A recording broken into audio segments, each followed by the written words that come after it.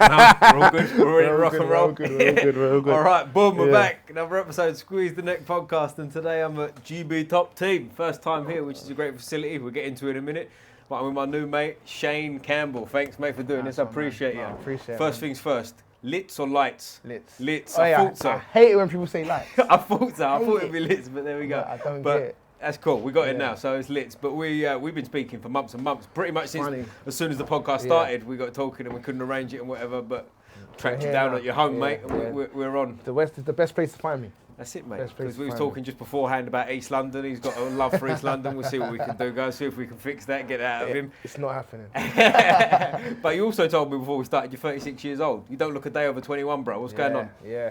Well, I don't know. Is it the just cream I use, maybe. Is that what it is? Yeah. Well, we'll maybe we'll put it down as a sponsor for the episode, I think. But yeah, man. So let's go back away because you said you play football. We got into sort of almost like a mini podcast before the podcast started.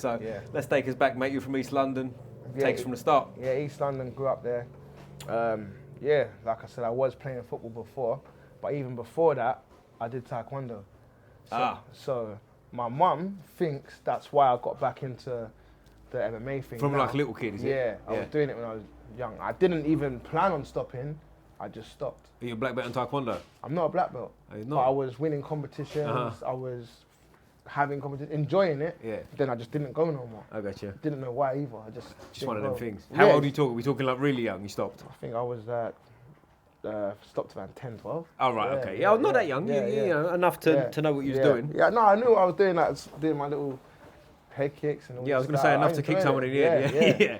With all the gear on, that was sick. Yeah. And then I just randomly stopped. What do they call it? A dobok? Is it a dobok? I can't remember. He don't listen. Martial arts knowledge, son. If anyone knows, comment below. I think it's called a dobok, which is the equivalent of a jiu-jitsu gi.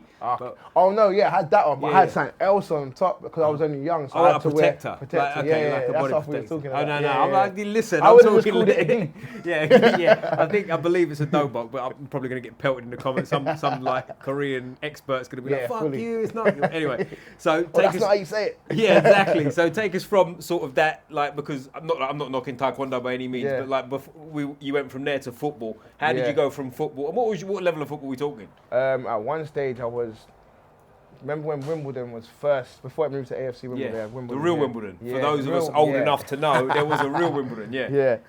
So I was there for a bit. Then I went on trial at Fulham. Oh, you was a good footballer. Okay. Yeah, I was good. Yeah, you was a good footballer. Come on, I mean, you weren't that good because you was Wimbledon and Fulham, but and then literally dropped right down the pecking order. Went down to like Conference South at the time. I think can't remember what it's called now. Yeah, I know what you're talking. Yeah. I think the conference. I got told this recently on a podcast. Southern, it's called. I think it's called the National League, and then the other two are the Southern and Northern. Something. Yeah. So I was in the Southern one of that. Yeah. And then doing good. And then what happened? Nice one. Shout out, that's Brad One Punch Pickett. For anyone who doesn't know, beat the greatest of all time, Demetrius Johnson, bad motherfucker. But yeah, so sorry, Conference South, whatnot. Yeah, Conference South, playing there, and then they went. What team? Bishop Stortford. Okay, because the only reason I asked, I didn't play in that league. I played under 18s football for a team called Stainstown, Stainstown's first team were in that. Yeah, that's what I'm saying. Stainstown first team was in that league. So you're lucky I didn't get to you, bro. My taekwondo, I was a few positions. My best position was left wing. I'm left footed. Okay, so I got in teams. I was holding midfielder. I was, yeah. I had a run ring around this guy. Don't worry about that. I got in some good teams because I was left footed and had a sweet left foot. Sweet left foot. That's the only reason why I got in. Hey, whoa. Not the only reason. I said one of the reasons. You went straight to only reasons. So you know what? With left-footed footballers, that's usually they're usually good. What are you saying? I was like the token, we'll put him. Yeah, he's left. You can whip it in on his left. That's what happened a lot. I got you. Molesey I played for as well, which was Ryman, I think, at the time. Yeah. You know what I'm saying? Yeah, I didn't play again. I was young. I was only 16. I played for Graves was in that league as well. That's it. Yeah, I played. Under 18s team was the team I played for, and then I had like a few reserve games, you know. Yeah. Didn't make it to the first team, but I'm not bitter about it. Don't worry. Happens. That's why I'm doing this now. Yeah. That's why we get hit in the head. Yeah. So I was that, and then I was playing great. Like I was doing well, and then they tried to send me on loan to a Essex Senior League. Lower than what's it called, Ryman.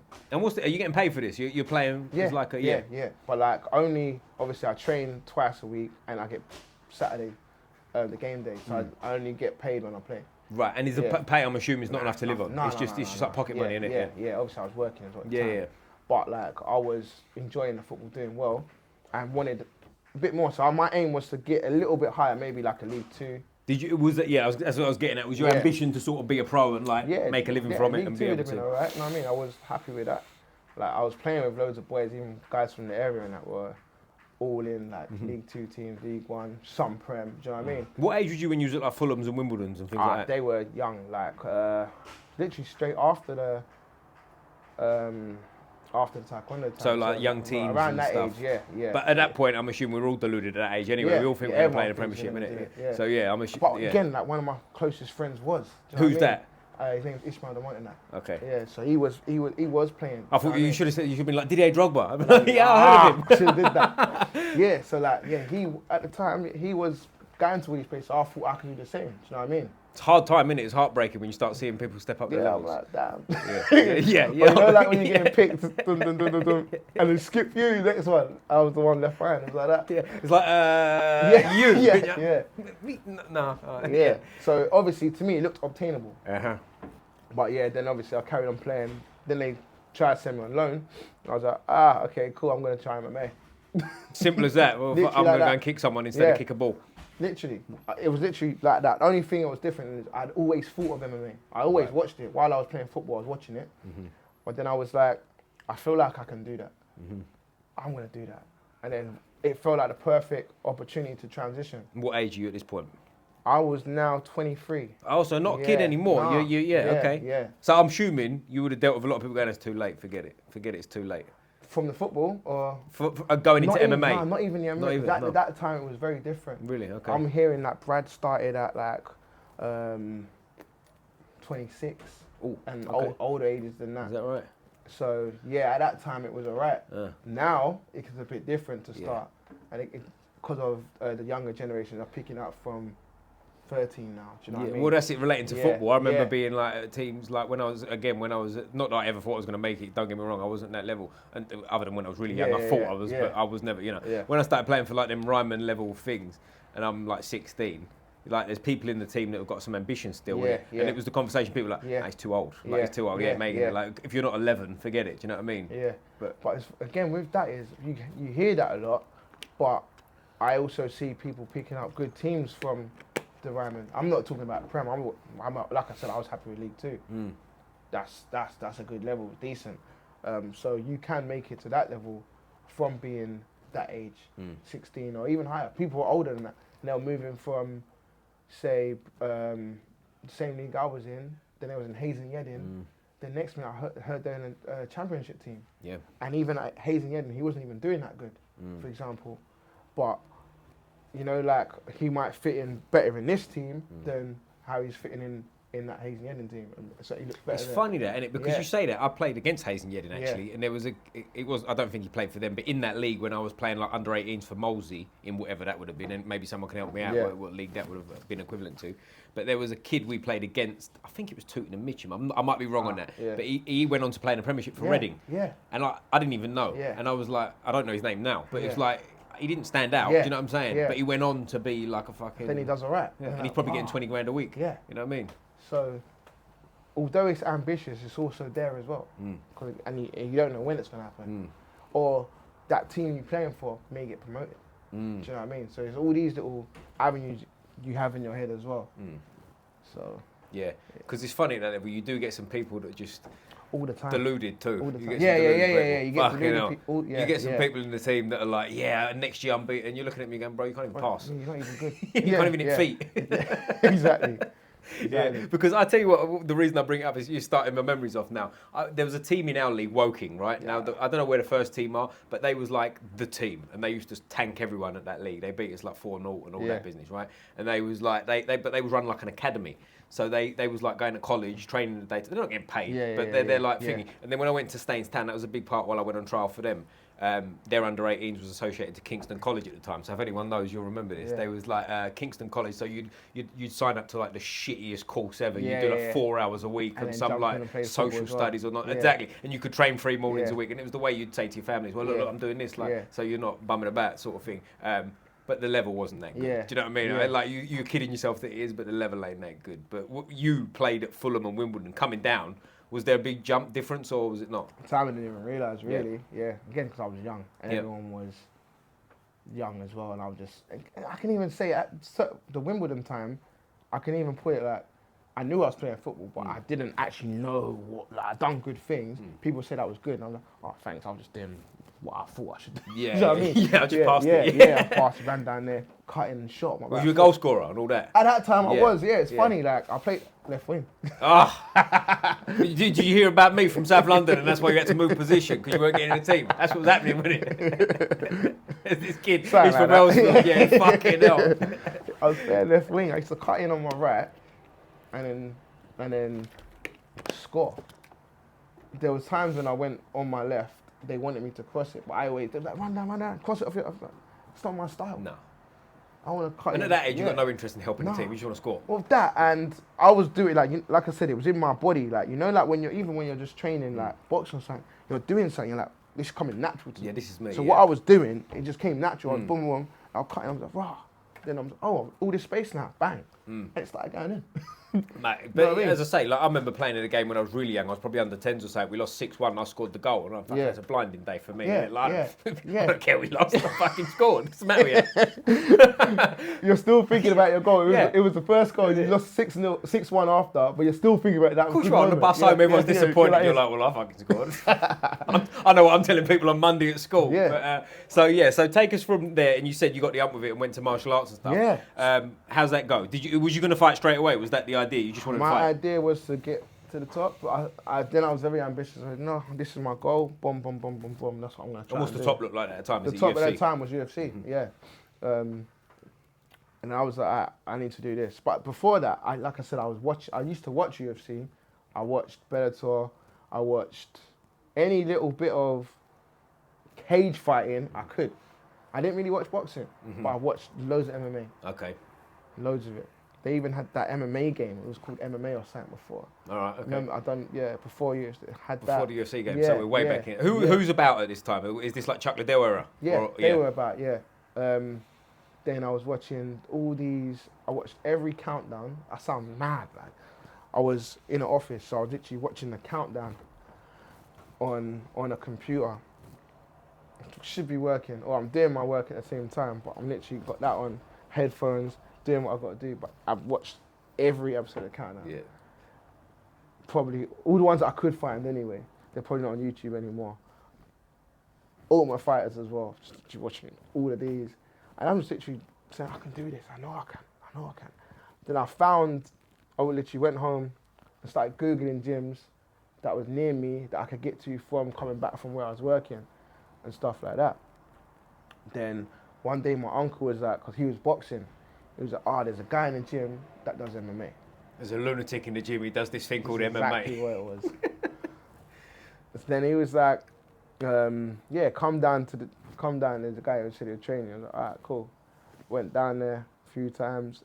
It was one-to-one session, but it wasn't what I was looking for. I was looking for being in the gym like I'm in now with like loads of bodies and everyone, instead of just like a one-to-one coach, especially when I don't know anything, or I thought I knew things, but I knew nothing. Do you know what I mean? Like I see people in full guard, but I didn't know where that was. Right. I thought this is the place to be where it's not. You know what I mean? I was being Mount or something. Where was the gym? Can you say the name of the gym? Yeah. This was Peacock Boxing Gym. Yeah, of course. Yeah. So there was a guy in there. So my uncle was doing boxing with him. I didn't want to box though. I was like, I knew my mum would take me off for boxing, which is funny. Yeah, okay. Go and fight in a cage instead. She'd be much happier with funny, it. Innit? So I was like, I can say I'm doing this. Was this under like a sort of like smoke and mirrors, like she don't really know what's going on? Yeah, she saw my hand wraps. And I was like, I was doing kickboxing, yeah, that's what I try it. She's like, but don't do none of that mental boxing shit. Yeah, I'm telling you. But I think because of the kicks, I done taekwondo, so I thought maybe because I'm kicking and I'm saying kickboxing, right. It might help because she knows I can kick. So she's a bit more like, oh bless him, he's having fun in the gym versus like he's boxing and he's mad. Yeah, okay, I got you. That's what I thought anyway. Yeah, I got you. Did that, and then I went there. I think I went 3 or 4 times, and I was like, it feels like a waste. And I was like, and I was also looking. I feel like I'm wasting time. Remember, I was already like 23 or whatever I was, so I'm like, yeah, I need to go to a proper gym. I just said, I'm not going to progress here. So then started Googling and then found it was Fight Zone in East London. I trained there. Shout out Fight Zone. Yeah. So then I was like, all right, cool, let me go down there. And then I was there for, let's say, till the COVID break. I was there and I was here. But that's how I got into it. I literally just Google searching, finding the closest gym and what timetable suited me if I can make it after work. Nice. And that was it really. Yeah. And I've literally not looked back. I mean, I started 2 days a week, but straight away I was doing 3 days. And I was like, but this ain't gonna work, is it? Every day, every session. That's cool, man. Yeah. Yeah. And what was you working at the time? Was you in fitness? No, I was actually in a hospital. It's funny. Oh, is it? It's completely so different. I was the guy that puts the medication into our veins and stuff. So I used to wear the nurse outfit. It's funny. Yeah, I need to find a picture of my nurse. So you was at one point, you was Nurse Campbell, is that right? Yeah. That's funny. Do you know what was funny? Just side note, I was in there, I went to, I had something stuck on me, a heart rate monitor on once at the hospital. I turned up and it was a jiu-jitsu training partner putting it on me. And he went, yo! And it was funny because there was I got there and they was running late that day. So you go to the desk, they go, we're running a bit late, it might be about an hour away. I went, fuck, all right, cool. Sat down straight away, he'd seen my name on the list and he checked to see if it was the same Ollie Jones and he looked at me, yo, come through, and put the monitor straight out the door. But anyway, side note, you was Nurse Campbell. Thanks from there. That's got to be the new nickname, isn't it? Fuck this Lyttz. Lyttz shit, Nurse Campbell's coming to the ring.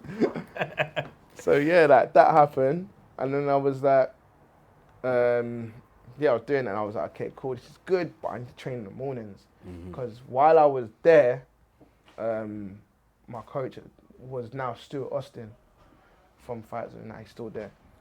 He was trying to get me to go down to Titan to train with him in the pros. Which is where, location-wise? This was Edmonton. So north. At the time, yeah, north. Titan is the main, all Brad, everyone. Yeah, come from there, right? Yeah. And I was like, I want to come, but I'm at work. I can't do 10 a.m. So I carried on with that same hospital stuff for a bit. And then I'd hurt my knee in a jiu-jitsu competition. Then I was out. So while I was out, I picked up a PT course. Okay. To give me more freedom. So, and also combined with what I can do. So obviously now I'm PTing and training. And that's my life now. So that was my idea. So I was like, okay, cool. I'm gonna leave this hospital. I'm not in control of my hours or anything. So I was like, I need something that's in control and in my field now. So then I've done the PT course, done that, and just sacked off everything. Now I'm training at Titan in the mornings. In the evenings, I'm back in Fight Zone. In between that, I'm PTing. And that was how I managed to get around it all. That's cool. And what's your mind like at this point? Are you like, right, I'm going UFC, I'm going to be champ, and that's that? Yeah, I think I was still thinking that. Yeah, I can't really, I think I did, it wasn't in the forefront. I feel like I had loads of little goals. I was obviously at the time I was doing amateur and that. And I was doing amateurs and that, and I'm like, thinking, I'm gonna get my amateur belts and then pro.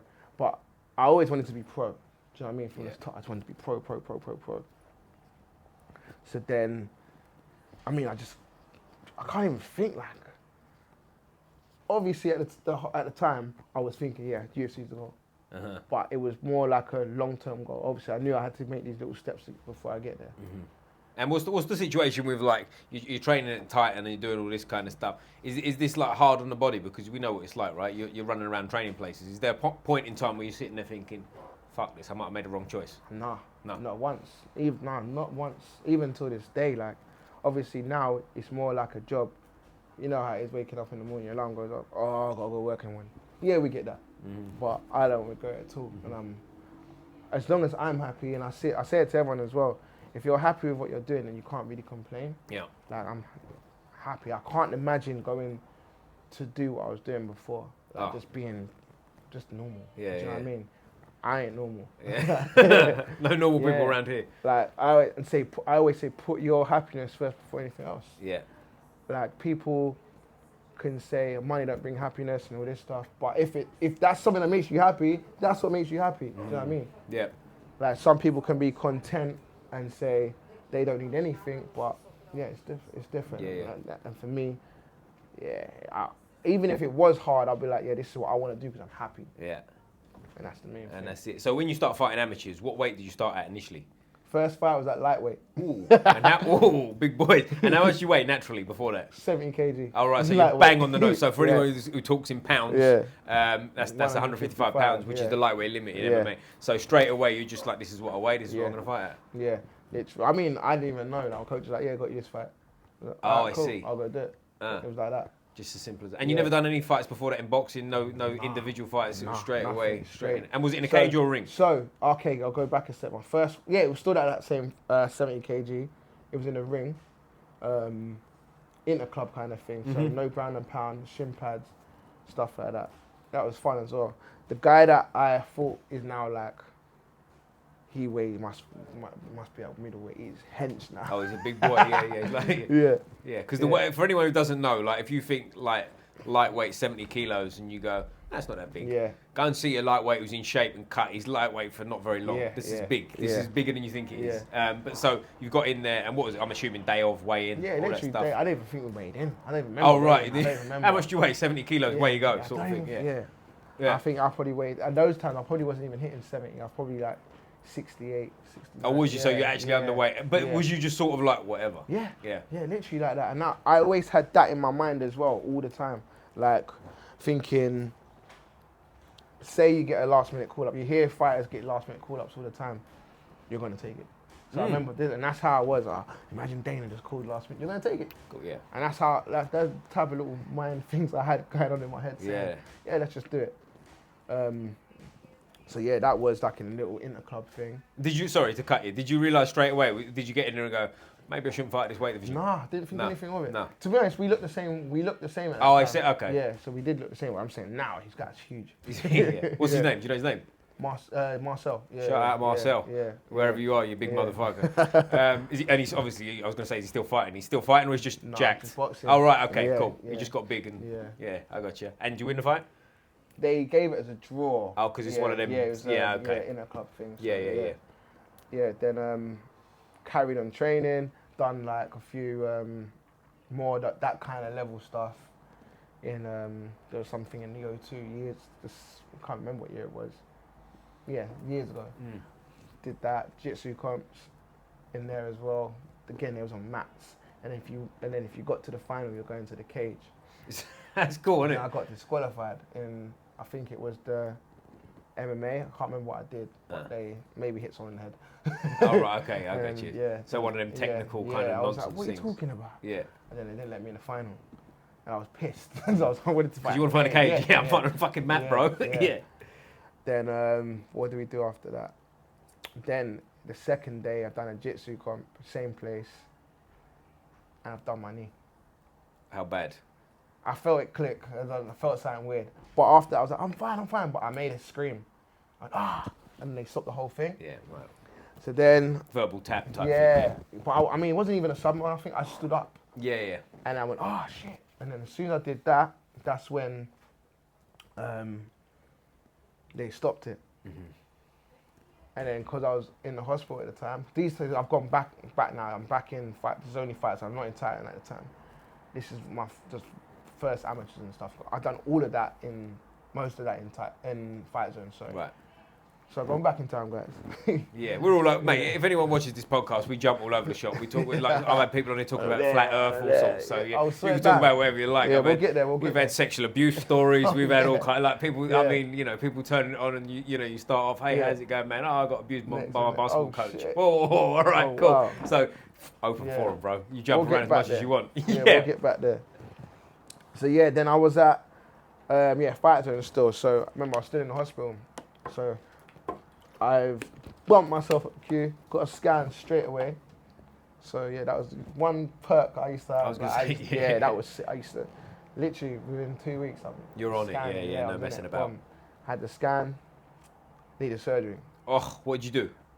I only tore my meniscus. Okay. But it wasn't the first time done it in football. Yeah. So the second time it was that I could feel things moving around in my knee. So like the longer I waited to have the work done, it did get better. The physio said it's gonna get better, but when it went, I hated the feeling, and I also didn't have confidence in me to do little exercises like knee tucks and stuff like that. I could feel the stuff moving in my knee, and it was just annoying me. So then I was like, I'm gonna have to just do it. Did that. Well, got that booked. Was going to watch one of my teammates fight, Lewis Thorne. I don't know if you know his jiu-jitsu guy. No. He's meant to be making a comeback soon as well. Is he? Shout out Big Lou. So then, I'm literally got a ticket to go watch his fight. Get a phone call, do you want to fight? Or you're fighting. And I was like, this is now in a cage, it's a proper event. I'm like, well, in my head, I'm like, I've done, this is the first full week of jiu-jitsu I've done in a gi or anything, do you know what I mean? Like, I was just going to MMA class and striking and wrestling because I enjoyed it. And I was like, fuck it, let's do it. Shouldn't have done it. But like, again, like, these are the areas where you need someone to say you're not ready yet. But so this is after you've had a scan, you're waiting for surgery? Yeah. So in the meantime... My surgery was going to be the week after the fight. And what's the mindset going in this? I'm getting surgery anyway, so fuck it. It wasn't even like that. Like, yeah, I guess it was. Like, I thought, yeah, let me just fight. But it was so short notice. When I mean, it was basically on the day. I had to sell my ticket to go and then call my friends and then call some coaches to come because I was literally going to watch my friend fight. Yeah. So I had to call some guys from Fight Zone to come. This is how Strip became my coach. He was like, yeah, I'm never like allowing this again. Like, you guys ain't fighting again for a long time. Yeah. I mean, the fight wasn't going terrible. I was winning stand-up because, like I said, I was striking. I could strike. Then I got to the ground and I got put in a triangle choke. I escaped the first one without knowing what I was doing. But then he done something different. I know what he did now. He kind of took the angle and hooked my my thigh and pulled me closer. And then, obviously, I just thought, oh, shit, this is getting tight. And then tap. Yeah. But again, without any knowledge. So what I like about going into there is I had the fighter mentality just to go in there and want to fight and not be worried or care about who this other guy is. I didn't even think of matching people in Tapology now. Oh no, he's had too many fights. I didn't even look at all of that. I just went out there, boom, want to fight. So in that sense, it's really cool. But then it couldn't, like now in the latest, it kind of has a knock-on effect. Like people go down and look on your stuff, but they don't know the ins and outs of how that happened. Then you don't see that I fight for 2 years after that. Why? Because I had a whole year out training and I just had the surgery the next Friday. So I couldn't walk for a few weeks and I was just literally rehabbing. I went holidays and shit like that. But I was still getting ready for, like I said, I was never giving up. 2016 came, I had my amateurs again. Won a few, lost a few, and then went to Titan and we went further forward. Yeah, but that's the game, isn't it? Like, where you, like, especially if you haven't come from a background of like a long amateur boxing or jiu-jitsu or stuff like, you're going to take your losses. It is what it is, isn't it? That's what they're there for. But so if we talk about the surgery, what was the recovery like on that? Is that a year off type? Not really. No, because meniscus is like a grey area, isn't it? Some people come back after 3 weeks. Yeah. Like some are really bad with it. I've seen people have just like suffer from bad. My second one was worse than the first. I remember the first one I was walking in 4 days. Right. And at the time, I mean, I was playing football and I wanted to be, I liked the attention. I wanted to be. Oh, you're that guy. I got a bad leg. Like, I wanted to be injured a bit longer. Yeah. Like, and I was like, wow, I'm walking. This is cool. Like, I was walking within 4 days. But because I was angry. I didn't do my physio properly, and I got bored of it because I was young. Yeah. Second time, I made sure I'd done every physio, because like I said, I'm now trying to pursue this career. So I've done all my physio. Although it's taken a bit longer to get back, I was in the gym. I was like, I need to be in the gym. Like, so I was going to Fight Zone, just going in a little weight area, doing my rehab in there. Then I was just trying to do some just stand-up stuff, like boxing. I was like, I'm scared to wrestle because I can't get on my knees and shit like that. And is this the same knee? You said the second one. Yeah, same knee. Yeah. So yeah, where were we? Use your boxing. You don't want to wrestle and all that. Yeah, kind of stuff. so I was doing striking again, working on that. I was just staying away from that. because I was quite scared of like getting hurt or it hurting. Cause I remember going down the stairs felt different to how it was at the start. Like it wasn't normal. There was some stiffness in the knee at times. Like this isn't the same. But I was thinking, okay, it might be part of the recovery. So the recovery this time was longer than the first, but again, it comes with having a second one and a little bit of age as well. I mean, I was 20, maybe 4 now.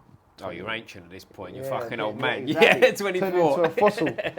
Turned into a fossil.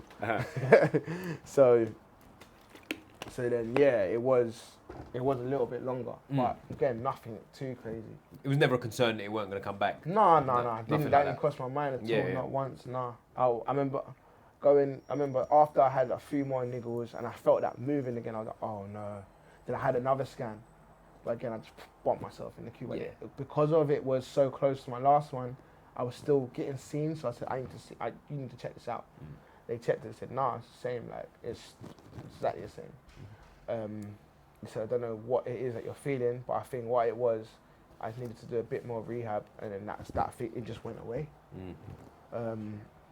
So yeah, I was never worried, but every scan I had, don't be my ACL, please don't be nothing. They're like, no, that's intact, it's good. So you're all set to go. Because meniscus, as I said, is a funny one. Some people have meniscus and they just get on with it forever because it's not that bad. And other people have I think it's a bucket handle in it, where it's like terrible and they have to have it cut up and then bits taken out and all that shit. Yeah. And it's just like never ending. Yeah, because the pain can just be constant. I mean, I noticed a difference now, like if playing football. From MMA, I don't notice. Well, don't play football, bro. What's wrong with you? Stop with this football nonsense. So stop inviting me to play football. You don't know what it's like. You know what I mean? We've got to kick people in the head, like leave them alone with the football. But so when would you go pro, mate? Was it a conscious decision? It was like, right, that's enough, let's go pro. So so I had a title fight, amateur fight. I won one. Then I had my last. Funny enough, I lost my last amateur fight. Yeah. But it was a bit controversial. Some people thought I won a split decision. Title fight as well. And then I think I made a good name for myself in the performance part of it, and parts of it I was exciting. And then two of the guys went to lay on me. Right. Then I think he wants to grab his stuff. Wants to grab his food. What's his name? I don't know his name. Grab your stuff, mate. Jump in. Yeah. No, you're cool. You're cool. Yeah, you're good, mate. You're all good. No. Jump in. Top man. So then, my manager at the time for Elite MMA fighting agency. Yeah. I thought you was about to say he fought illegal MMA. I was going to go, tell us about that. No. Elite MMA. Elite MMA. Sick. He was a sick guy. Then he managed to. I think he was over at Bellator with my other teammate at the time, now coach Ash Grimshaw. Shout out Ash Grimshaw. Then he was like. He rang me from America and was like, yo, you might have a fight, you ready to turn pro? I was like, yeah, I'm ready. I said I wanted to turn pro like this year, next year anyway. I think it was the next year I wanted to turn. Why? Is this an age thing? Are you thinking I got to get it wasn't even that. Like, I mean, I've done a few. I knew what I was doing. I'm training with the pros all the time now. I said I'll have this amateur, and then I said next year I'll do it. So this was, I'm glad I didn't wait because it would have been 2020. Oh, fuck. So Well, 2020 was quite a quiet year, when not much went on that year. Yeah. So then, I got the call in like maybe August time. Goes, I think I'm going to get Sorry, bro, can I just move that just because I think it's covering the mic, just in case. Yeah. There you go, we're all good. We're all straight. Then I was like, should I bring it down? No, you're good, mate, that's all good. I think it's good. He was saying how, you can pro debut. I was like, yeah. I go, what? I know he's at Bellator. So what, Bellator? He's like, yeah. Ooh, pro debut in Bellator. Yeah, let's do it. Signed contract. I was like, I don't even care. Didn't even, like I said, I didn't care who it was. And I'm used to this jumping in the deep end because I've done it twice now. Like just fighting. But it sounds like you're one of them anyway, and you correct me if I'm wrong. It's like a fight's a fight. Let's just take it. Yeah. Then so I managed to get that. So there was the thought process behind it was, I mean, I was talking to my manager at the time saying, we'll turn pro like after this one or maybe next year. But then it just came, a good opportunity came up. Boom. I pointed there. Yeah. Which was that Bellator fight. No. And when you're in Bellator now, is this a bantamweight? Have you been pro? Now this is bantamweight. Pro, you've always been bantamweight. Yeah. So my last two, I've done 2 amateurs at lightweight, and then the rest featherweight. So 66. And then we're like, yeah, we're going to go pro. We're going to be bantamweight. So I always knew I was going to be bantamweight. Which is, what, 61? 61, yeah. 135 pounds. Yeah. So I always knew I was going to do that. So then so that was the plan from them. Like dieting like 3 months out. Yeah. And what are you now, like sitting here with me today? How much do you weigh? Because I fought 2 weeks ago, I'm probably at the heaviest I'll be, 71. 71, okay, yeah. So 71. what's that like to 61? Is that a massive deal for you? I won't, so if I've got a fight coming up, I won't be, even like I said, I just fought. Yeah. So I've trained, I've been in the gym now, but I haven't been trained as intense. So I when I'm training, I'll get down to like 67. Yeah, okay, so it's not too bad. So because when I met you today, like 135 pounds, like bantamweight division, you're about the right size, I'd say, right? It's not crazy cut, but also not small. You're the right sort of size. Yeah. Some people cut from what I'm at now. Mate, I mean, some people I've trained more jiu-jitsu, to be honest, but like they do, and they fight MMA at like a weight, and you look at them and you go, how the fuck do you make that weight? And they're huge, but then they don't fight that well. And I look at them, no names, guys, but like, you know who you are. But you know what I'm saying? Like, you look at them and you go, you're leaving you're fucking yourself by doing it, you know what I mean? And like, they could easily fight the weight division above. And some of them, you go, maybe even 2 divisions above. Because they're like, you know, I won't mention his name and I won't mention what gym he's in either. It's not a regular gym I train at, so it doesn't matter. But he's a similar size to me. Yeah. And he fights at like 145 or 135. Yeah, wow. And I go like, I'd have to chop a leg off to get that. And now he's got skinny legs. How much do you walk around? Walk around about 82. Oh, swear down. Yeah, so 80-ish, 82, you know what I mean? Sometimes if I'm training crazy, 78, but like, you know. Yeah. But like he's got skinny legs, so I haven't mentioned his name, so it's all right. So I say he's the same size as me, you know, chipstick legs, if I was the same size. But he probably is like naturally 76-ish, do you know what I mean? Yeah. And like for him to cut it. It's a big one, it's crazy. Yeah. It's crazy weight. I haven't mentioned his name at all. I didn't mention anything. No. I keep saying it just to cover my ass because he knows who he is. But like anyway, with the weight cuts and stuff, like I think some people leave it in the gym, don't they? Yeah, some people do. I mean, I wouldn't say I've started to leave it a bit more because I'm confident I can make it. I know how my body reacts to it, so I know how I can make it down to that weight. Do you plan on your whole career being at this weight? Yeah, last year I was toying with the thought of going down to... down? Yeah, to flyweight. It wasn't even last year, it was the year before. It took me... I was out for 13 months, fresh, looking for fight, no one to fight. Right. Or there was just stupid fights, but I wasn't going to take a stupid fight, you know what I mean? So then I was like, I'm going to open the goalpost. There's flyweight there as well. If there's any flyweight fights there, I'll do that. Hell no, am I doing that now? No. I ain't doing flyweight. No flyweights for you. Nah. But hang on, we said earlier, if Dana calls and goes, I've got a fight for you next week, flyweight. I'll do it flyweight. Yeah. Yeah, I'll probably do it like that. Yeah. But it has to be something worth it, do you know what I mean? And then for what I was getting offered, and I was like, no, I ain't doing that. Yeah. It's because making bantamweight ain't great. I hate being that hot bath. That's the hot bath I hate. What else is it? Just the dieting I'm just drinking water 24/7. Like, I like to have some flavour. Yeah. My last weight cut was probably one of my best at bantamweight because I haven't had to do it in a long period anymore. Whereas when I first done my first bantamweight, like I said, I was dieting for like 3 months out because I didn't know if I could make it. Ah, I see. I mean, I knew I can, but I've never done it before. You don't know what you feel like it that way, you know what I mean? So I was dieting for time, you know what I mean? Whereas now, obviously, I've had 8 pro fights now. Like, I've been doing it for a while now. I'm around all these pros as well, so I get advice from others, but you always have to be wary of that as well because everyone's body's different. So then, I went to my last one, I was like, 2 weeks out, I'm like, wow, I'm 67 already, or like 66. I'm usually, the last few fights before this one, I was 67 on fight week. I'm like, it's going to be a long day. That's a long fucking day. It's going to be a long bath. Yeah, it's a hot bath. I was going to say, it's a terrible bath, that one. And then it flies off pretty well, but I never enjoy it. This one, I was 64, like the day before, like in the morning, before I got to start, or the day, like, so the Thursday, but this was a late weigh-in, so I was weighing on a Friday night. So I was 64 on the Thursday. Usually I'm like 66 to cut from 66. So you're flying. 61. You're ahead of the game. So I'm like, whoa, I can go have a burger. Obviously I didn't do it. I was like, yeah, this is perfect. Let's keep it here. So what I was trying to say is that the longer I've been doing it, I can play around with where I'm at, and I know where I am. So yeah, I probably can make the flyweight, but I'm missing out on so much that like I said, eating chicken with no flavour is annoying. No boiled chicken for you? Yeah, like it's, oh. What's your flavour? What chicken we talking? What's the best?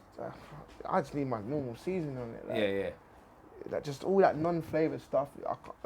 I was going more on like the Nando's Richter scale. Are we going hot, no, medium? Richter, I'm going hot. Yeah, hot you want? Okay. Yeah, hot or medium, yeah. So it depends how I'm feeling, but most of the time it's hot. I'm a plain boy. I'm basic. I'm a basic. I go plainish. They call it plainish. That's always what you have to ask someone. So I liked how you came up with that as well. You always have to see where they're at. Yeah, do you know what I mean? I've got to see what kind of cat you are. What are you doing, Nando's? You're a hot guy. But I also do experiment with the menu all the time. I was like, why are you getting this? No, why don't you just get chicken? Like, it's so much more than just normal chicken here. Try this. I'm a basic. I have the same meal. I have the same plain meal. Like, I don't fuck around with that. Today I'm going to get a burger. Today I'm going to get a wrap. Oh, you're wild and wildcats. You're out there. You're all over the shop. Have you tried the new gravy from Nando's? No, man. Did you not just hear me when I said I have the same meal and I keep it plain? Yeah, when I see something, like, let me just see what that's saying. If it's not good, I'll go back another day. Mate, I get the if they've brung back avocados, haven't they, in Nando's, right? I get the if one avocado is a bit harder than the other. You've ruined my day. That makes sense. Yeah. But like, you got to try things, man. But I've also... mate, I'm too old for trying stuff. Like, listen, I'm not 4. I don't need to try food. I know what it tastes like. Major L's, though, from restaurants. Yeah, of course you have. You deserve it. Everyone's there getting this, and I'll go, I'm going to try that. That looks good. I'm like, that's bad. I'll get ripped. Like, I remember all my boys there laughing at me, like, they just got the basic burger, and I'm tried, this looks good. Yeah. Do you know what does me? If I order something and, I'm proper plain, right? So I'll take the sauce off it. I'll specify, no sauce, no this, no that. And if I forget to take the sauce off and it comes up with sauce, I'm like, fucking fuming. You know what I mean? Sitting there sucking me fucking inside of my jaw like that. Nah, forget it. Why don't you like the sauce? Because, mate, I just want food. I don't need your fancy sauce and like, would you like this sauce? The flavours, though. Huh? Too many questions. The flavours. Too many questions. Too many questions. Just send the food over. I ordered chicken. I didn't order this. All right, but when the chicken's got no flavour. Perfect. It's chicken. I want chicken. I get that. You didn't hear me when I ordered chicken. I get that. But, like, the chicken still needs flavour. You know in films when they go, what's it like? And you go, it tastes like chicken. Yeah. I want chicken. Give me chicken. Send the chicken over. I do get what you're saying. Because I'm like that with peppers. Better question. How'd you take your eggs? Scrambled or boiled. Ask me how I take my eggs. How do you take your eggs? Cooked. That's it. Just cook them. Just send them over. I don't need your hipster shit. Send them over. Cook them. Runny? Perfect. Send them over. Hard? Didn't we already have the conversation? What if it's hard? Cook them. No, too hard. No. Don't overcook them. I said cook them. Mate, I'll tell you what, we'll go back because we're talking about eggs, right? Yeah. This podcast has descended into nonsense. We said it's going to happen. It will, great, good, yeah. I mean, we'll tell dick jokes soon if you like. This is how it goes. But eggs, I used to crack, like when I was boxing and stuff, you've seen Rocky films, right? Crack 6 eggs in a glass and bang them down. You do it. That was the start. Mate, I got to the point at one point where I was doing it about 4 times a day just because it was convenient. When I said to you, I worked in East London, Canary Wharf. Anyone that worked with me in West India Quay, shout out to the LA Fitness. I nearly fucked up the name. LA Fitness in West India Quay back in the day. Pure gym now, innit? Oh, mate, you do know. You do know. London, mate, we're talking about South London soon. Sorry, guys. We're calming down. But I used to go in the corner shop, right? Yeah. And like, I'm assuming the quality eggs was terrible, right? Yeah, I'd go in the corner shop and I'd get the eggs, I'd crack them in, boom, boom, boom, bang them down. Just because it was like, like between clients, if I finish a client 5 minutes early and I've got another one bang on the hour, that gives me 5-minute window to run out, crack the eggs, boom, I've got some nutrition. At least this was the thinking ever. Might not have been the smartest kid at the time, but there you go. Does that answer your chicken question? Yeah, it does. Oh, mate. Now you know who you're dealing with. Yeah. So I'm going to go back to that because people like to dose their food with peppers and all the sauce. I'm like, am I eating the food or I'm eating the sauce? There you go. I want food. So I get what you're saying. Mate, the craziest I get is I sprinkle some fucking Celtic salt on the top of it and that's it. That's not too bad then. At least you do. I said that's as crazy as I get. That's if I'm feeling wild. That's if I'm having a mad one. But yeah, I get, like I said, I get it. I do get it. But I also need some flavouring already, like some seasoning. So if you just go Chinese, what'd you get? Firstly, I don't go Chinese food. You don't get Chinese food? No, I'm joking. I'm fucking with you. If I was going Chinese, but again, I'm gonna, let's be real here. I'll have plain rice, right? We'll start with some plain rice, and then I'll have what do I eat in Chinese food? Chips. them Chinese flavoured chips. I'll tell you actually, before I get into that. I was in Manchester recently on the podcast tour. Shout out the boys up north. And I don't know if you've been to Manchester. Couple times. Well, they love a buffet up there. Everywhere you go is a buffet. Now, because I was running around, it was easier for me to go buffet once a day, eat for a family of 5, and that takes care of it. So I don't have to worry and like figure out nice places to eat, all that kind of shit, right? So I'm doing fussy eater though. I get it. It's right. Cool, so I'm going in there, and Chinese was hot on the menu there. So it was like, but again, just like chicken and like rice. What the reason why I asked is what chicken? Is it flavoured? The chicken is in the pot, bro. I don't know. Why? What? Not sweet and sour. Curry chicken. See what I'm saying? Like they got all these flavours on it. No. Let's role play. You work in the fucking Cosmo buffet or whatever it is. Excuse me. Yeah. What is this? Sauteed chicken. What? Sauteed chicken. I don't know that word. What's this one? Sweet and sour chicken. What's this one? Curry chicken. What's this one? Kung Po chicken. Have you got any just chicken? Where's the chicken? I've never seen just chicken. There you go, I'll have the just chicken. I've never seen just chicken. Well, okay. That's why you overcomplicated it. Like if you work at a buffet, something you're not going this chicken, that chicken. I'll say what is that, and you'll say. Alright, it's like garlic flavour. No. You'll say chicken. For fuck's sake, play along. You'll say chicken, and I'll go great. I'll have chicken. But you wouldn't know if there's sauce on it, because you can see that it's not just chicken. Listen, you don't reinvent the wheel, bro. Is it chicken? Great. Is that rice? All cool. right, Let's go. We're away. Is that fruit? Good. Do you like sweet and sour sauce? Huh? Do you like sweet and sour sauce? Have you not been listening? I'm trying to get the sound on. Pull it out. I'm trying to pull it out. No, bullshit. Give me chicken.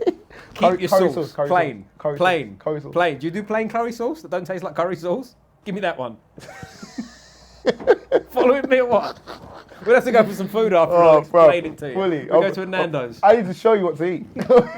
Try this, you'll love it. You never look back. You always... Nah. Take the sauce off it. No. So anyway, I've lost my chain of thought and where we was in terms of pro career and whatever, but now you know where we're at with chicken. Yeah. That's it. Perfect. What do you have if you go into a Chinese restaurant then? Educate me. It's funny because I always try something as well. Are you one of them? You're like the worst kind of date ever that goes, I think I'll try. And it's like, bro. I'm going to cook this one. Yeah. No, I'll go special fried rice. Do you know what it is? Yeah, of course. Yeah. Come on, bro. I'm not stupid. I'm just basic. I do get played because I have to scroll past special. No. Egg fry. No. You should get that. That's more of a plain one, egg fried. I tell you what, in the buffet, shout out the buffets in Manchester, sometimes plain rice is a bit slow coming up to order. So I'll go for egg fried rice just to be a bit exotic, you know? Just to like step on the wild side. Give me some of that egg fried rice. So I would get special fried rice, sweet and sour chicken. Hong Kong style it is. Oh, mate. So hang on, sorry, I got to stop you there. I got to cut you off already. Are people with you ordering like just order the fucking food? I'm hungry. Most people do the same. Yeah. Serious? Okay, cool. Carry on. That's a very popular one. And then love, bro. Call me Lyttz. He called you Lyttz. Yeah. I think he said Lyttz, didn't he? Did he say Lyttz?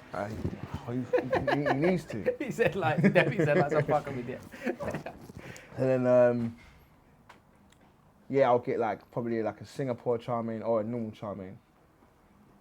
And then maybe just one other meat dish. You see, all this time you put thinking into food, you could be working on your De La Riva guard, you could be working on double jab, your switch single. They could all be better if you just fucked off the chicken, came Nando's with me and just had plain. Nah. You're fucking wrong, you are. I have to enjoy my food. Have to enjoy it. So what about Deliveroo or something? If someone orders Deliveroo, are you just like a fucking nightmare? Yeah, that's what I mean. You're the scroller. Yeah, not for me. Let me try Just Eat. Oh, no. Yeah, that's what I think. This is, okay, after here's the thing. After you've just fought, what's the meal of choice? Everything.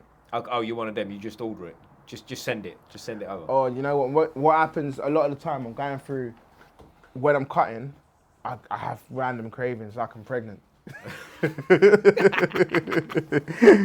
Such as, go on, what's a random craving? So last one, I was cutting and I see someone walk in with a Domino's box 2 weeks before my fight. Pizza. I want pizza. I'm gonna get pizza when I finish cutting. Guess what? I still haven't had a pizza. Still ain't a pizza. No. But at the time, I was like, I want a pizza. And what's the pizza? Is the pizza like this topping, that topping, and I love pineapples on my pizza. Oh, you're one. Yeah, I'm one of them. I like hot pineapples. In that sweet and sour. If I'm going to eat a pizza, what pizza do you think I have? Just off of what we spoke about today. Tomato. Yo, gluten-free if we got it. Gluten-free, send it over. It's banging though, I'm not going to lie. Yeah, you can't go wrong. Pizza's like anything. You can't go wrong. I like barbecue base and all that. Oh, yeah, barbecue base. Deep, you one of them, deep dish, stuffed crust, all that nonsense. Put jalapenos on there. I don't eat pork, so yeah, I don't have that pepperoni shit. Okay, no pepperoni for you. Whoa, no easy now, easy now. Yeah, no pepperoni. So you're a bit older than me, guys, by the way. So you remember Blockbuster Video back in the day? What's that? Oh, no. I'm joking. No. Don't play that shit with me with your fancy pizzas and your Nando's Express. Yeah, I remember it. But I never used it. Okay, all right. Well, you've ruined my next question. I was going to say, like, I used to go in there, and as I say, I pick a video for anyone who's uneducated or born after a certain period. Video is precursor to DVD. If you don't know what a DVD is, just turn this off because you're not worth it. We don't need you. But I'd go in there and I'd get salted popcorn because it's plain, basically, right? See, I like sweet. I was going to say, you've ruined my. I bet you was like, I'll have Skittles, I'll have this, I'll have that. No, just sweet popcorn. When I go cinema, sweet popcorn. Oh, you okay? I go cinema to this day. Do you? Yeah, I go. That's like old school now, isn't it? People don't go cinema, do they? They just download it on the TV and shit like that. Yeah, like Amazon it's Primes. something to do though, man. Like go out. It's an event, It's cool. Like so I actually want to go again. That Joker film's out, so yeah. I heard it's dead though, but. Yeah, because it's a Joker film, bro. You're a grown man. What's the matter with you? Right. What genre of film do you watch? Not horror. Not horror. No. Oh, you scared of horror film? Oh, big tough cage fight. You're scared of horror film? Scared of the dark. Brilliant. Stop it. You're not scared of the dark. Serious. Why? Don't know. What's in the dark that scares you? I don't know. Oh, you one of them that lays in bed at night? Do you have to have like your missus hold your hand and all that business? That need a light on. Oh no! Oh, you're TV's proper. on. TV. All TV. night? I keep the TV on. Oh, you're proper crazy. You're one of them. TV. And with like your spicy Nando's next to it, just in case you get hungry while you wake up. How do you know?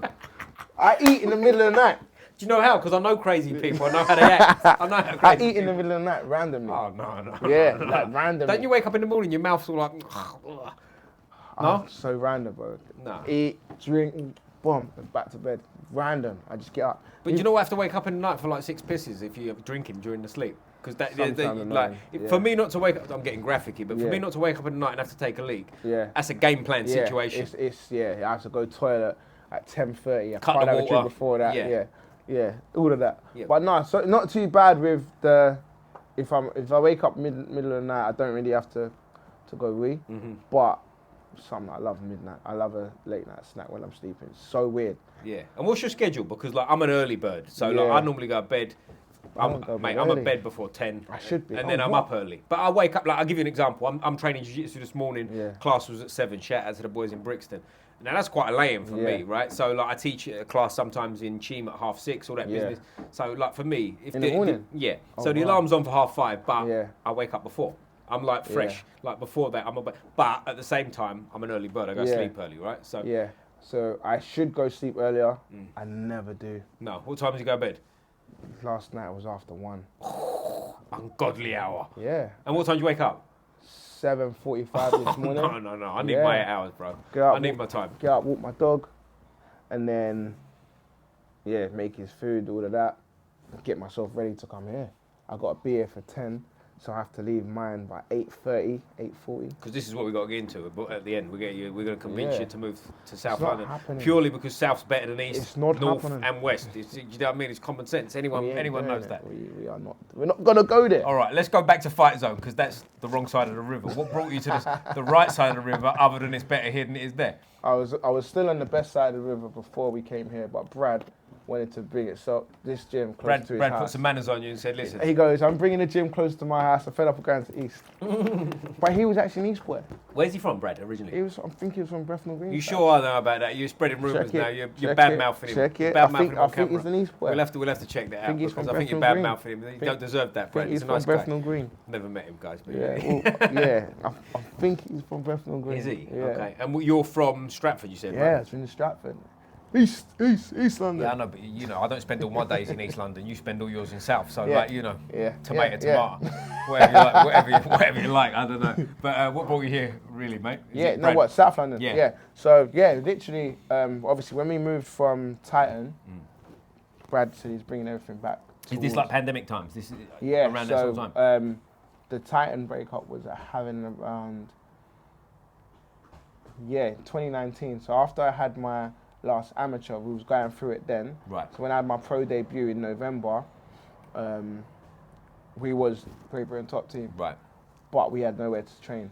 We was boring gyms. Is that because you've got a mad place now? This guy, I've said it at the start, but this is a fucking mental place. This. Yeah, it was boring gyms from 2019 until 2022. Wow. Okay, so this is real fresh. I knew it was relatively new, but this is, But yeah, we always knew it was gonna be back this way. So then we was borrowing Stronger twice a week. Wimbledon, I think that is, right? Yeah. Fight Zone once a week, and Richmond Fitness, I think it's called. Elevate now. Yeah. Shout out Elevate, good guys up there. Yeah, we was borrowing those gyms while we was waiting for this to get built. Right. So that's what brought me this side, basically because I was with my same team, same coaches, followed Brad basically, and then become a South boy. That's it, mate. And now you're here to stay. You know what I mean? We got to work on some of your manners about talking about East London and stuff, but we'll get to it. No, but so you're here now, and obviously this is your full-time home, I'm assuming. There's no jumping about. And only other place I'm at now is Black Diamond Gym with Daniel Sam. Yep, which is where? In Ilford, not far from me. Yep. I've always been with Daniel Sam. Is that an MMA gym? More striking. Yep. I teach MMA there though. Right. But I do my striking down there.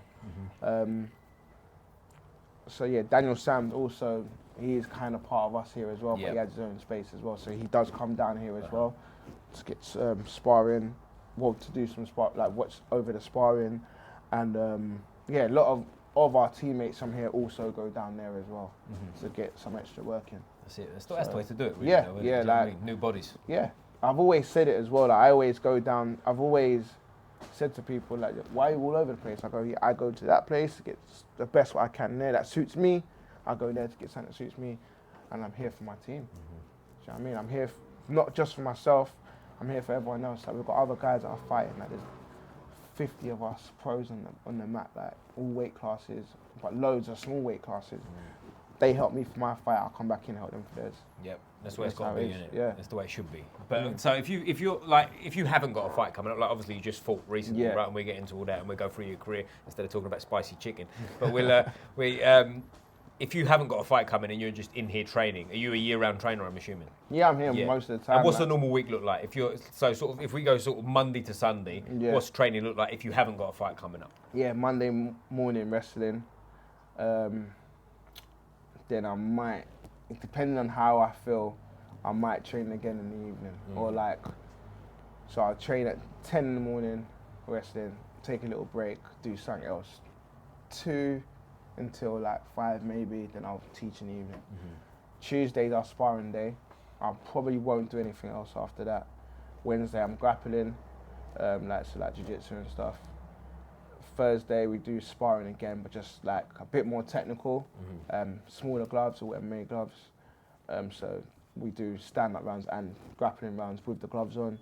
And then Friday would be wrestling, cage wrestling, ground and pound round day to day. Saturday, I would, so again, if I'm not fighting, I most of the time I take it off. Now and again, I'll, probably for this week, I might be in Daniel Sam's. I've got a few teammates are fighting, so I might go down there early morning, and Sundays I'll have off. Nice. When I'm fighting though, I usually have the Saturday off, and I train on the Sunday, and then start my week from the Sunday. And what about lifting and things like that? Do you get into any of that, or are you just pure martial arts? Funny, yeah, because I've done loads of lifting before. That's why I was fighting at 7. Just to bulk up for it, yeah. Well, no, not even. That was what I did. I just used to, on my lunch break, I used to go to the gym. Right, okay. And then lift weight. It was a weights gym. I did that. I enjoyed it. I don't enjoy it at all anymore. Right. I think it's so boring. I like getting my heart racing. It's not like I want cardio and stuff, but I just like to feel like I've done a lot. Yeah, I do a bit of like deadlifts now and again, squats and stuff, and then like chest pressing that now and again. But before it was all like hypertrophy, trying to look hench. Yeah. Don't want that no more. No. And again, it doesn't relate for what I do. I don't need it. And at the end of the day, I'm going to cut that weight anyway. Yeah. So I would do a bit of strength and conditioning work. So mainly in fight camp, I do that on the Sunday with my coach called Sonny, Grip Point, S&C. I do that with him. It's like a test, like it's like a fight simulation kind of thing. Right. And I do that. That gets me in good shape. I'll do a bit of that on my own as well throughout the week. But training with Daniel Sam is like a strength and conditioning session anyway. Yeah, right. Yeah. So you don't know what you're doing. He'll have me doing weights. Next minute I'm doing pads. Next minute I'm running. So Okay. So sticking it on you. Yeah. The pad session is like being on an air bike. It's it's hardcore, yeah. So I don't even really do too much weight stuff anymore. We'll do some circuits as well, which will incorporate weights, but I wouldn't go to a gym and do just bomb weights now. Yeah, no. But what in fight camp? You're saying like do you train multiple times a day during fight camp? Yeah. 2 times. If I can get 3 in a day, I would. Oh, you do? You still go crazy? Yeah. And it just depends as well. I do go with how I feel though. If I've had a tough session, I feel like I've got an injury, I'll just go a little bit lighter in the evening. It's always good to go hard. If you have a hard one, to go lighter in the evening. Yeah. But with Daniel Sam, there's no light, so that's different. Shout out Daniel Sam, crushing people since 1975. But so, where's that Ilford you said as well? Yeah, that's in Ilford. Yeah. But with this as well, I've added something else. It's called ViveFitness. EMS training. Okay. Electric, yeah. Yeah. So I've been doing that for a bit now, like 2 years. Oh, okay. Yeah. What's that like? I'd say it's exercise for lazy people. Is that right? It's 20 minutes. Exercise for people that have the wrong flavour chicken in Nando's, yeah. Basically, gotcha. yeah. I got you. I see the benefits out of it. I've had like little niggles and that, and then me doing this, the rehab, it's like using bands, but I've got electrical stimulus going through me as well. Right. And you'd think, how am I doing push-ups? I'm doing like 5 push-ups and I'm dripping. And these are short sessions from what I understand as well. 20 minutes. 20 minutes, yeah. I'm dripping. And usually I can bang at 50 press. I can do 50 press-ups right now. And Go on, show us. We're on camera. Let's go, Mr. Spicy Chicken. Show me. I'll have you on plain Nando's before we finish. Nah, so you're doing like... And I won't even be sweating. Yeah. I'm doing 3 push-ups there. I'm like, what's going on? What's going on there? Is it just making your muscles work so much harder? Yeah, every muscles are contracting at the same time. So even that, my legs here, my glutes, my lats, just showing off here. Yeah. I was going to say, stretch your legs. Yeah. Literally everywhere is contracting at the same time. Does it make it hard to do a push-up sort of thing? Yeah, so when you do your 3, go everything's against, like max? Yeah, because we're going against the pulses. So it just amplifies it all. Again, it doesn't even have to, if we do some stuff with weights, the weights don't even have to be like 5 kg, it could be light, but it's a lot harder because you're going against the muscles. They're already contracting and you're giving it extra pull. Okay, that's interesting. I really enjoy it, and I found that, I thought it did help me a lot through, I didn't use it my last camp, but I used it for majority after that, before that. I mean, last time I just couldn't really squeeze it in. Right. Because I'd say I took the fight on 4-week notice, so I didn't, usually if I got 6 weeks, I can plan it a bit, but I was like, I need to train, so I just got in. But yeah, man, I think that's one thing I do instead of using like, going to the gym and doing weights and stuff. That's one thing I found that I do. And I'm still getting the same things, like my muscles are working, I'm getting the same thing in a shorter time. I got you. And where are you now? You still fighting in Bellator? No, free agent. I'm free everywhere. agent now. Yeah, is that right? Everywhere. Yeah. Cool, because you got the PFL hat on, right? Yeah. So it's like PFL and Bellator. They're together now. They're together now, but they still have Bellator and PFL shows, right? Yeah. What is that? Yeah. What's the situation there? It's called a Bellator Champion Series. Right. I don't know. So it's like a wing of PFL type thing. Yeah, it's all owned by PFL. Right. Like the branding's slightly changed. People, because basically I work for PFL. Okay. Yeah. So the big show tonight, by the way. So this will come out a lot after, but as we're filming this tonight or tomorrow. Is it tonight or tomorrow? Tomorrow night, Francis Ngannou for the heavyweights. Forward to that. So that is a PFL show, right? Yeah. And they've got. It's weird how they do it. They just call it a Champion Series. I don't actually understand the whole meaning of it, but they have some fighters that are on a contract from Bellator and they still got them there, but they do cross over a bit. Yeah. Makes no sense. This is just one brand. But they're all fighting, so who cares anyway, right? So, but what's your, like, I don't want to get in trouble, you work for PFL, but is UFC something you've still got ambition of doing? Fighting for? Yeah. Not really. Not really, no, okay. I'm chasing more legacy for myself now. Winning fights, making more money. So wherever's paying me better, I want to go. I mean, yeah, if the UFC were to ask me to fight, yeah, cool. I just highly unlikely. Yeah. Why is that? Is that an age thing? Because Dana likes young people. Yeah, age thing. Yeah, definitely. Like, even if I was doing really well, I think that would also be. But he's this age. Yeah. Yeah. Great Dana White impression, by the way. It was like he was in the room with me then. Fucking hell. Told you, I've been watching everything. Yeah.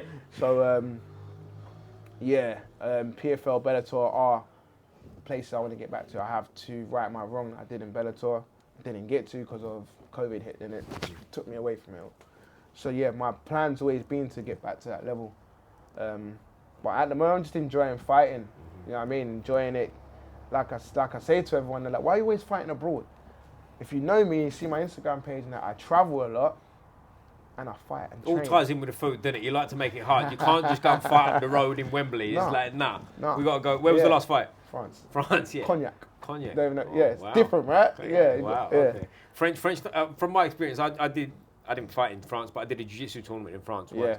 French people weren't too kind to the English people. How did you find it? Where I was, they were great with me, man. I'm not gonna lie. Yeah, they were really cool. Like, really, really cool. Like, was they? Yeah. Okay. I mean, they were really good. Like, I was walking down the street, I was getting big, people stopping me. Yeah, oh, really? It was cool. Oh, you're a bit of a traitor, aren't you? Like, this is England, bro. What's wrong with you? I can't help it. Like, just men of hey guys, I was taking photos and everything. They were really cool, very respectful. Nice. It might have been the area I was in though, because I was in a small place in southwestern of France. And me basing it on my experience in France as a whole, I was in Amiens, a place called Amiens, and I'm basing it off of one restaurant experience. So fuck that restaurant. You've given the whole country a bad name. No, I'm fucking about. But I mean, I'm with you. I like to go to different places and train and stuff like that. Yeah, love it. Like, so wherever I've travelled to, I've always gone to a gym, and that every time I travel, I'll go there, boom, train. Yeah. And same thing now with me. If I get the opportunity to fight abroad, I'm experiencing a new holiday destination in a way, or I'm traveling as well, doing one thing I like, fighting's the second thing I like the most. I'm getting everything, killing two birds in one stone. Yep. And I haven't even paid for the trip. Yep. Do you know what I mean? So I enjoy it, because like I said, I like to travel. Yeah. So and take us through your last fight, mate, because you're fresh off a fight, as you said 2 weeks ago. How's that fight go? Amazing. Yeah. I won by third round, head kick, KO. Oh, yeah, man. So couldn't have went any better. Yeah, nice. And how was the body coming out of that? Injury free, all good? I say I'm injury free. Obviously, like, you always have bumps and bruises and that. Like, my knuckles still hurt. I didn't wrap my hands, because the gloves are so tight. I didn't wrap my hands.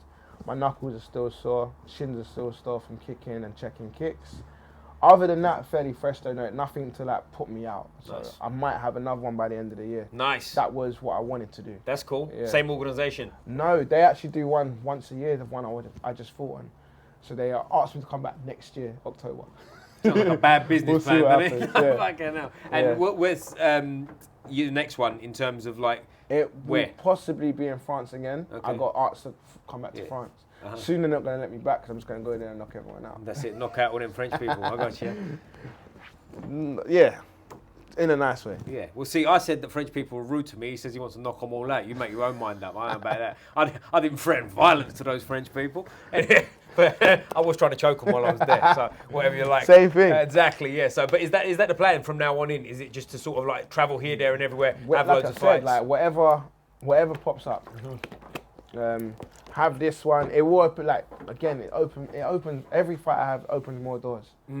More experience. So let's see, like, if I have a next one, and when I win the next one, it might open another door for me to go back to Bellator or something like that. Nice. They might even come calling before that. So like, say they want me on a show next year, and I didn't have this one, I'm like, okay, I'll wait. Do you know what I mean? Makes sense. You gotta wait. Yeah, I'll just wait. But yeah, like I said, I'm not too fast. It's just gotta be the right one. Gotta look good. Like, just gotta be the right one. Right money though. Do you know what I mean? I'm not just gonna fight for anything. Like, I get called to do like short notice and fight for like £500. What am I doing that for? Yeah.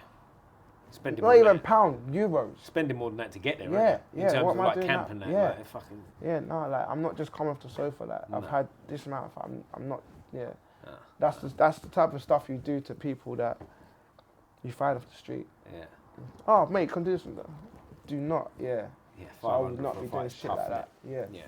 But if anyone's out there offering me £500, I'll come fight in France. But no, you're 36 now, even though you look like 10 years younger at least.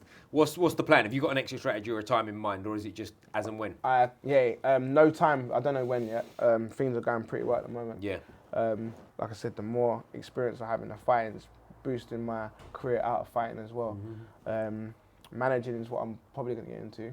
Yeah. I've been helping loads of people matchmake for a while. Like, I get loads of connections. Where I work for PFL, I make loads of connections and stuff there anyway. I coach a lot as well. I enjoy coaching, and I would like to see some fighters go from there up to wherever, or wherever I didn't make it to, or just use my experience to get them to a higher level. Nice. I enjoy coaching, so that's what I'll have behind me after that, and I think definitely the management thing. Let's see if it gets on my nerves, but so far it's been alright. Yeah, because it's a tricky business, that one. It gets dirty as the waters go. So like, I've been doing all my fights myself, like with people I know. I find the people, I'll do that. Obviously, I'll show my coaches, and that, but like I'm finding them myself. Yeah, you know what I mean? So. Yeah. And what's the plans? Like, if you say, like, well, you said you haven't got a time frame to finish fighting, but let's say 15 years' time, you'll be in your 50s, right? So it's, I'm assuming you don't. Damn, would I? Flipping hell. Do you know what I mean? Not that I'm trying to make you feel old, because in 15 years' time, I won't be in my 50s yet. We're just to circle back round the young man in the conversation today, because lately I've been talking to people that are younger than me, and I go, yo. Yeah, it's funny. You know so like a lot of the time, I always know I'm the older one. Yeah. So I say all the time, like, I'm probably older. Yeah. So I kill that, but. Well, I posted a photo for anyone who follows me on Instagram with Bernardo, young Bernardo. Shout out Bernardo, Brazilian. He's 20. You know, great jiu-jitsu guy. And we got a photo like this. Yeah. I looked. I was like, shit, man. My face looks like it's been sandpapered. I look like an old man. Like, what the fuck is going on here? But anyway, I digress. Where do you see yourself after your fight career? Like, when you set up, what do you want your life to look like when you're sort of done with this fighting stuff? As in. I mean, I'm assuming you want the mansion, the swimming pool, and the Ferrari and all that stuff. But I mean, like, what do you want to be doing during the daytime? Got that already, man. Because I'm coming over tonight, right? We're having like a, you know what I mean? Oh, don't know about that one. We got plain chicken on the go. I was about to say, Nando's. Obviously, just financially, man. But again, like... Do you want to be involved in the fight game, is what I'm saying, I guess? Or do you want to just do something completely different? No. Yeah. That's what I'm saying. So, like I said, I'm trying this management. I'm going to see if I can pull off something from the management side of things. I'm even like when I'm in the game now, I'm a friendly person. I'm building connections. Yeah, I guess. I mean, you know, you're all right. You know what I'm saying? Like, I'm joking. Literally constantly like just trying to build and see what I can get for. Nice. After, if I don't happen, like we'll see where this life takes me. But it's also just got to be happiness. Yeah. Like I said, whatever I'm happy with, go from right at the start of the convo. I just got to be happy. I don't even know if I see myself in the UK. One place I ain't been to yet is Thailand. You've not been Thailand? I ain't been Thailand you got to go, yet. bro. I've been a bunch of times. It's great. I ain't been yet. I've always said, if I go, I don't think I'm coming back. Is that right? I don't know yet, though. I might go and hate it. I doubt it, though. I used to, before, when I was working as well, I used to watch that tryout thing, the Tiger Muay Thai. I've been to Tiger, yeah. Cool. I used to literally just watch that and say, I'm going to do this. Yeah. Still ain't been, but I think I got too popular. I like being a bit different and exclusive. I got you. Well, Bang Tao's the one people go now. You've been to Brazil? I haven't been to Brazil. You got like a smile on your face when you said Brazil. Tell us about Brazil. Have it, See, I like Thailand. Thailand's cool, but Thailand's the sort of place, like I've been places where I go, I could live here. Thailand's not one of them. Thailand's one of them places it's like, I'd like to go to. It's a great time. I'm done. I go home. You could live there. I don't think I could live there. Nah. I don't think I could live there. Why? I just feel like it's more. I feel like it's a holiday place. You're training hard and stuff, but it's more like for me. And other people live. A lot of people move there, don't they? But for me, I don't think it's for me living wise. Whereas like when I've been to different places, like certain parts of the States and things like that, I go there and I go, I think I could live here. Yeah. You know what I mean? Because it's more like your normal, what you're used to. I tell you, when I go to the States and stuff for training and stuff, the training's great. Obviously, Thailand's great. I've been different places. The place I like the best is Denver, Colorado. But it's like, it's similar enough to here, but different enough as well. Do you know what I mean? Altitude. Altitude, mile above sea level, which is interesting too. Have you ever trained at altitude? No. Because it's not like... Brazil, but I don't think that's even... No, Mexico's altitude. Mexico's altitude, but it's not. It's different to how I thought. And different people. I don't know if it affects different people differently. Like when I train, I wouldn't notice any difference training here. Like completely normal. It's more after, like the recovery after. Oh, really? Like people talk about breathing. I don't get none of that shit. I'm fine. But then I go back to the hotel and it's like I feel like instead of doing 1 or 2 hard sessions, I've done about 6, and I'm like. Oof, I need to chill. The room's a bit. I would like to experience it. Yeah, it's cool. It's good. It's a good place. I've got loads of places in the States I could hook you up with if you want to go out there and train MMA, man. There's some cool people. There as well. You've done over there as well? You probably know more than me. I'm like, I know people. Going to Denver is pretty cool. No, I've been to American Top Team. Have you? Yeah, cool. This was back 2017. Nice. I only done a day there. I mean, I was amateur at the time. I didn't know Brad then. If I did, it would have been better. I didn't get no hookups going in there. So where's that, Florida, right? Is that in Florida? Yeah. It's but I went to one championship event while I was out there as well. Oh, sick. Just happened to be on while I was out there. That's so cool, every time I've looked at going, I've been trying to tie it in with one championship. One championships is cool. It's different to like I'd love to go out there because it was the fight card with Liam Harrison and Jonathan Haggerty. Didn't go well for the boys, but it was a good experience because I tell you it was funny just by chance. I happened to be on the same flight as Liam on the way out there. Oh, what? And it was good. Recent? Yeah, just gone. Yeah, just gone. Yeah, it was good. His last fight. I think he's gonna have one more now. Is he now? Yeah, I think he's gonna have like a homecoming or whatever. But it was a mad event, a funny event because it's different. Like where you've been to UFC before, it's like it's MMA, right? Whereas they had MMA fights, but they're Muay Thai fights. And I've mentioned it on it before. The John Lineker, you know John Lineker, who fought in your weight division in UFC, right? What a tank of a man! Massive. But he had a Muay Thai fight in the cage with the little gloves on, and he's a tank, man. I've said it before. I can't remember the other guy's name when we fought, but the other guy was very technical, throwing all kinds of shit. But it was just like nothing was happening. And like John Lineker throws one shot, and it was like a bulldozer. It was like fucking tank, and he stopped his opponent, and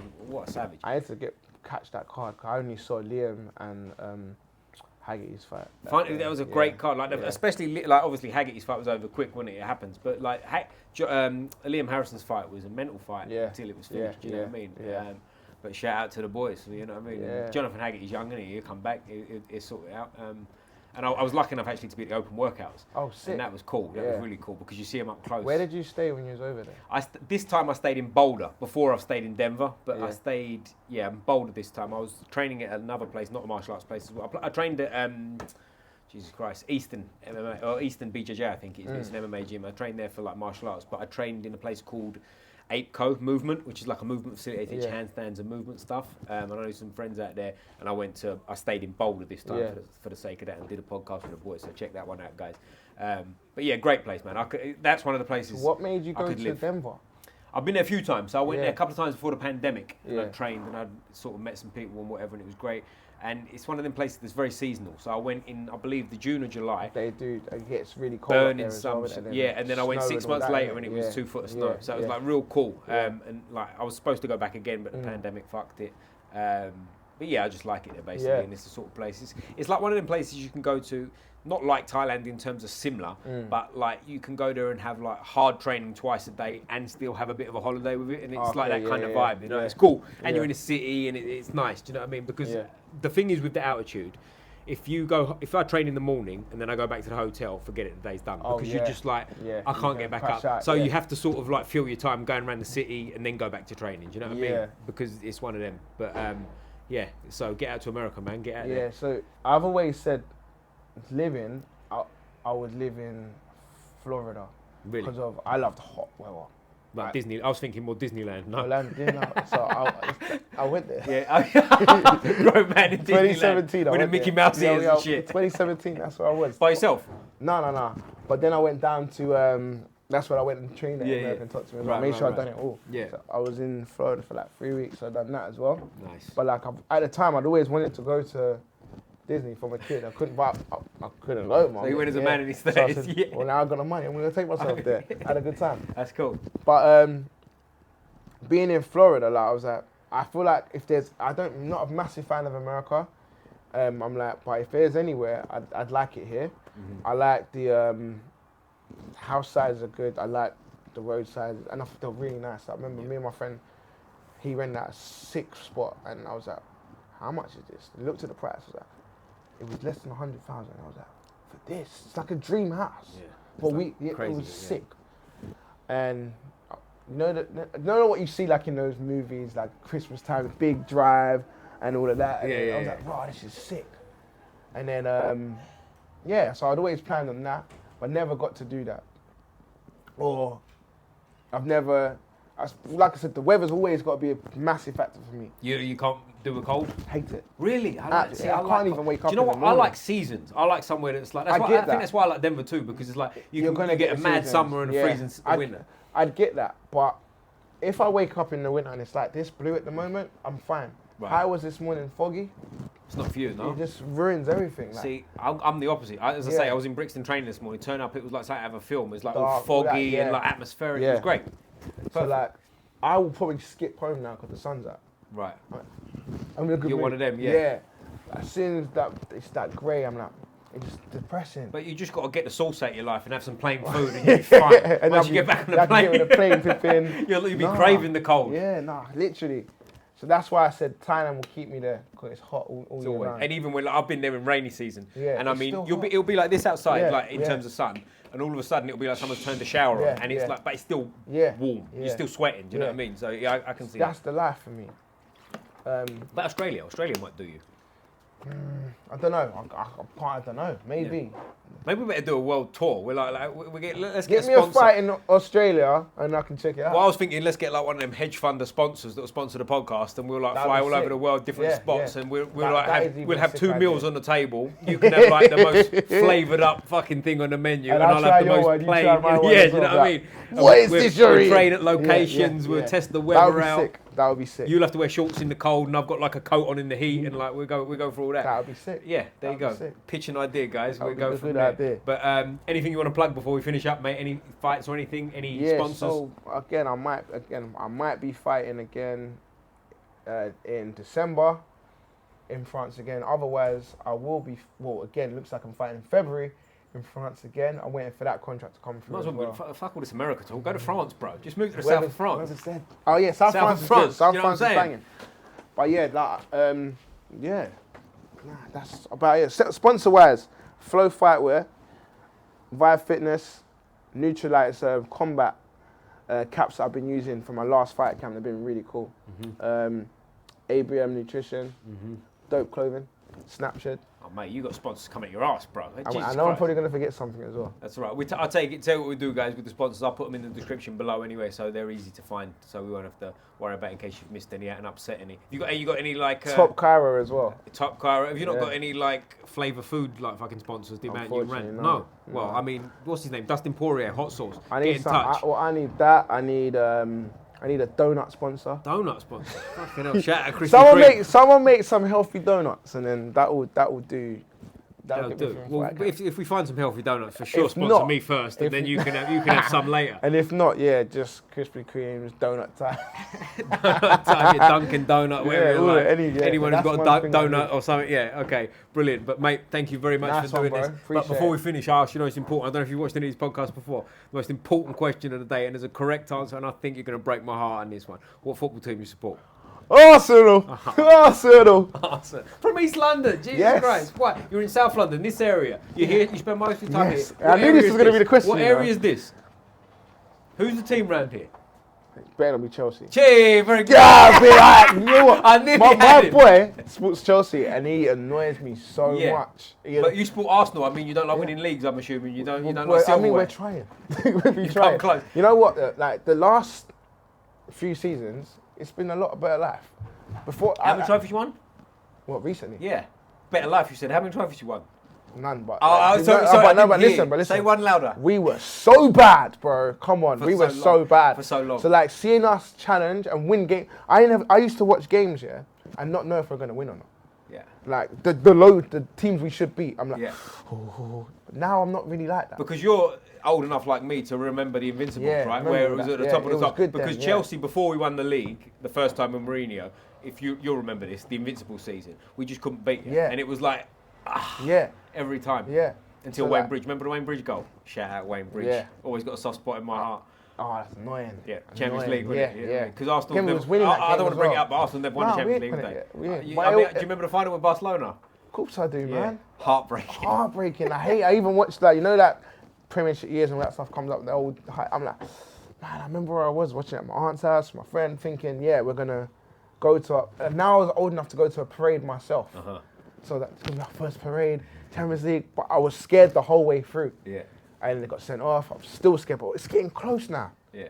Still 1-0. Did you go 1-0 up in that game as well? I remember that because I remember being pissed that he was winning 1-0. because I wanted to be the first London team to definitely would have won. Yeah. We definitely would have won it, and then an idiot got sent off. And that was Omri's like prime as well when he was around that time. Well, he played bad. He missed some. He played bad, but that was his prime years, wasn't it? That was when he was at his best, breaking records and all sorts. But I don't know if you've seen the thing. Just to bring it back to Chelsea, you know, there's a split screen with Drogba played in 11 cup finals, scored 11 goals. Omri played in 9 cup finals. How many goals did you score? 0 goals, bro. You know. But all of that, But all of that, it means nothing to me. It means nothing because we won the Champions League and you didn't. I got shit. Yeah. Nah, but like, I like to see how we are now. It's. Yeah, I knew this was coming. That's why I put my hand out. I was like, don't go there. Wait. I'm not finished yet. I just thought I'd caught you right at the right time. I was like, you won't talk about future. I ain't think like what happened last season. Well, what happened last season? I mean, I don't know them people. It's a lot of goals, I don't know them people. It's a lot of goals, wasn't it? But what do you think this season? Have you got it this season? What, the season? Yeah. Can you win the league this year? We can win it, but I don't think we're going to. Because I was singing Chelsea are going to win the league this year until we had a Nottingham Forest game where you go, Yeah. You are looking a lot better. Well, but we are, but we're a one-man team. We've got Cole Palmer. Yeah. Outside of that, it's tough, isn't it? You know, you take him out of the team, we're like, You got Liverpool on the weekend. I want to see how this goes. That's the wrong answer, by the way. For future reference, anyone watching, Liverpool's the wrong answer. If you know, Chelsea's the right answer. There's a lot of wrong answers, but Liverpool's the wrong answer. My granddad supported West Ham. I got West Ham close to me. And see, when you say East London thing, East London. I thought you'd come out with hammers. I've been to loads of West Ham games. I've got West Ham shirts. You're like a plastic. No. You're like one of them, like whoever's winning. No. I've always been an Arsenal fan. But when I found out my granddad was a West Ham fan, I was like, okay, cool. I like West Ham when they're local. But I'm obviously an Arsenal fan. Well, the one I have, do you know Jamie Lawrence, played for Bradford and stuff? Yeah, he's been on the podcast, right? And he's from like literally the same area as me. Yeah. And he said Liverpool. I was like, bro. I was Why? like, broke my heart. Like, ruined my day. The whole day I was driving home. But anyway, mate, I really appreciate you doing this, mate. Cool. Top man. Wicked. Thanks very much. Thanks for putting up my bad jokes and stuff too. I always finish with fists up like this, mate. Squeeze the neck. Boom! Wait!